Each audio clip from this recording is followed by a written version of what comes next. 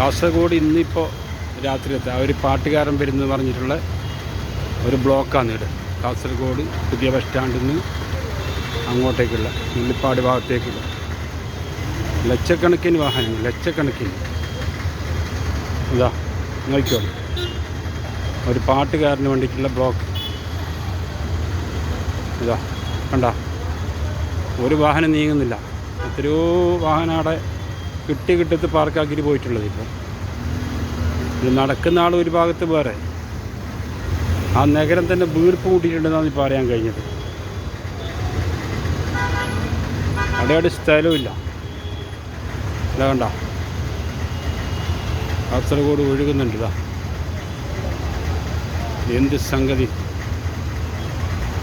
സുബ്ഹാനല്ലാഹ്.